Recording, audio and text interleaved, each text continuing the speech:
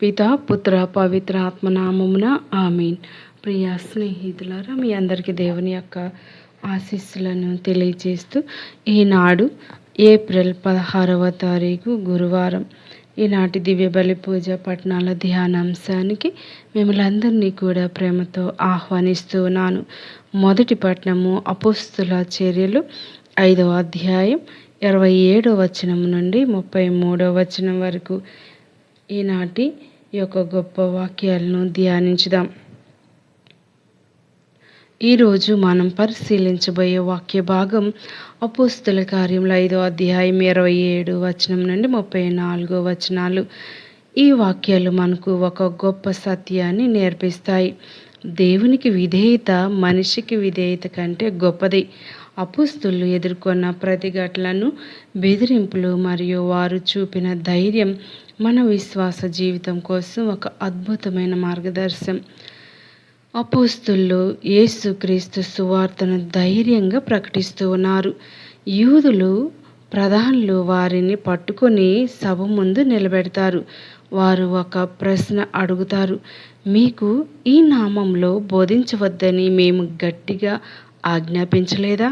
ఇది కేవలం ప్రశ్న కాదు, ఇది ఒక హెచ్చరిక. కానీ అపోస్తులు భయపడలేదు. ముఖ్యమైన సత్యం ఏంటంటే దేవునికి విధేయత.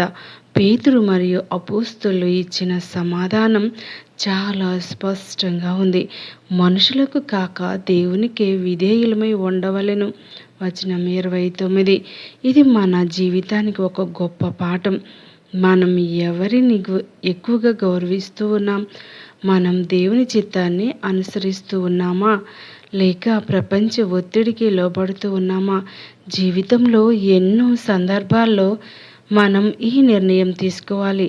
సత్యం చెప్పాలా, లేక భయంతో మౌనంగా వహించాలా? నీతిగా జీవించాలా, లేక సౌకర్యంగా జీవించాలా? సాక్ష్యమిచ్చే ధైర్యం, బోల్డ్నెస్ ఇన్ విట్నెస్సింగ్. అపోస్తులు యేసు గురించి ధైర్యంగా ప్రకటించారు. మీరు చంపిన యేసును దేవుడు లేపాడు, ఆయననే రక్షకుడిగా ఎత్తాడు. పశ్చాత్తాపం మరియు పాపములకు క్షమను ఆయన ద్వారా ఇస్తూ ఉన్నాడు. ఇది నిజమైన సువార్త. పాపమును గుర్తించడం, పశ్చాత్తాపడటం, యేసు ద్వారా క్షమ. మనం కూడా ఈ సత్యాన్ని ధైర్యంగా ప్రకటించాలి.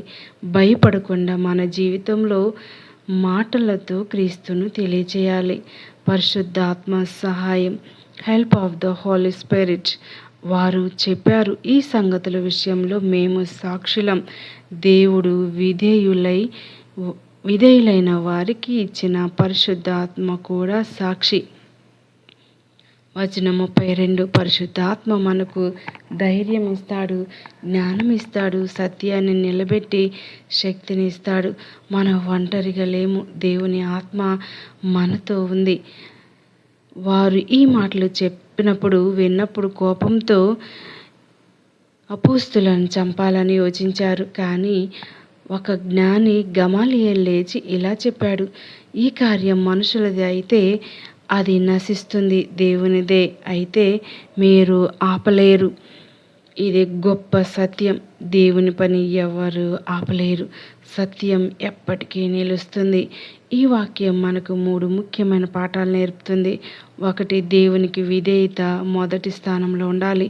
ప్రపంచం ఏం చెప్పినా మనం దేవుని మాట వినాలి. 2. ధైర్యంగా సాక్ష్యం ఇవ్వాలి. మన విశ్వాసాన్ని దాచకూడదు. మన జీవితం యేసు గురించి మాట్లాడాలి. 3. దేవుని కార్యంపై నమ్మకం ఉండాలి. ఎన్ని అడ్డంకులు వచ్చినా దేవుడు తన కార్యాన్ని పరిపూర్తి చేస్తాడు. శక్తివంతమైన ఈ యొక్క వాక్యాన్ని దేవుడు మన హృదయాల్లో నాటాలని కోరుకుందాం. ప్రియ దేవుని బిడ్డలారా, మరి సువార్త పఠనం యోహాను సువార్త 3వ అధ్యాయం 31వ వచనం నుండి 36వ వచనం వరకు ధ్యానించినట్లయితే ఈ వాక్య భాగం ఒక ప్రశ్న మన ముందుంచుతుంది. మన జీవితం భూమికి సంబంధించినదా, లేక పరలోకానికి సంబంధించినదా? పరలోకం నుండి వచ్చిన వాడు, he who comes from above. వచనం 31. పైనుండి వచ్చేవాడు అందరికీ మించినవాడు యేసుక్రీస్తు. భూమికి చెందినవాడు కాదు, పరలోకం నుండి వచ్చినవాడు, అందరికంటే ఉన్నతుడు. మనిషి మాటలు పరిమితమైనవి కానీ దేవుని వాక్యం పరిపూర్ణమైనది. మన జీవితానికి పాఠం. మనం ఎవరి మాటలు వినాలి? ప్రపంచ ఆలోచనలు లేదా దేవుని సత్యమా? సత్యానికి సాక్షి. యేసు చూచినది విన్నది సాక్ష్యంగా చెప్తూ ఉన్నాడు. కానీ చాలామంది ఆయనను అంగీకరించరు. కానీ ఎవరు ఆయనను అంగీకరిస్తారో వారు ప్రకటిస్తారు. దేవుడు సత్యవంతుడు. మనం కూడా యేసును నమ్మినప్పుడు మన జీవితం ద్వారా దేవుని సత్యాన్ని ధృవీకరిస్తాం. దేవుడు పంపినవాడు దేవుని మాటలనే పలుకుతాడు. దేవుడు ఆత్మను పరిమితి లేకుండా ఇస్తాడు. యేసుక్రీస్తులో పరిశుద్ధాత్మ సంపూర్ణంగా ఉంది. ఆయన మాటలు, దేవుని మాటలు మనకొక పాఠం. మనం దేవునికి దగ్గరగా ఉంటే మన మాటలు, ఆలోచనలు మారతాయి. తండ్రి ప్రేమ మరియు అధికారం. తండ్రి కుమారుని ప్రేమించి సమస్తమును ఆయన చేతిలో పెట్టాడు. ఇది ఎంత గొప్ప సత్యం! తండ్రి యేసును ప్రేమిస్తూ ఉన్నాడు. ఆయనకు సంపూర్ణ అధికారం ఇచ్చాడు. కాబట్టి యేసును అంగీకరించడం అంటే దేవుని అంగీకరించడం. యేసును తిరస్కరించడం అంటే దేవుని తిరస్కరించడం. ఇది ఈ భాగంలో అత్యంత శక్తివంతమైన వాక్యం. కుమారుని నమ్మిన వానికి నిత్య జీవం కలదు. కుమారుని అవిధేయుడైన వాడు జీవమును చూడడు. దేవుని కోపం అతని మీద నిలుచును. ఇది 2 మార్గాలు మాత్రమే ఉన్నాయి. యేసును నమ్ముట నిత్య జీవం, యేసును తిరస్కరించుట తీర్పు. మధ్యలో మార్గం లేదు. మన జీవితానికి ఏమైనా అన్వయించుకోవాలి? మన దృష్టి పరలోకం వైపు ఉండాలి. భూమిపై ఉన్నవి తాత్కాలికం. దేవుని రాజ్యం శాశ్వతం. యేసును సంపూర్ణంగా నమ్మాలి. అర్ధసత్యం, విశ్వాసం కాదు, సంపూర్ణ సమర్పణ. మన జీవితం సాక్ష్యంగా ఉండాలి. మన మాటలు, మన ప్రవర్తన యేసును చూపాలి. కళ్ళు మూసుకొని ప్రార్థన చేద్దాం. దయగలిగిన తండ్రి, కృప కలిగిన మా దేవ, ఈరోజు దేవుడు మనకు ఒక గొప్ప స్పష్టమైన పిలుపు ఇస్తూ ఉండగా, ప్రియ స్నేహితులారా, నీవు ఎవరిని అనుసరిస్తూ ఉన్నావు? నీ విశ్వాసం నిజమా, కేవలం పేరు మాత్రమేనా? ఈరోజు మనం నిర్ణయం తీసుకోవాలి. ప్రపంచాన్ని అనుసరించాలా, లేక యేసును సంపూర్ణంగా అనుసరించాలా? యేసు మాత్రమే సత్యం, జీవం, మార్గం. ఆయన లేకుండా మనకు నిత్య జీవం లేదు. పరలోకం తండ్రి, నీ వాక్యమును వినటానికి మాకు ఆ జ్ఞానాన్ని దయచేసినందులకు కృతజ్ఞతలు ప్రభా.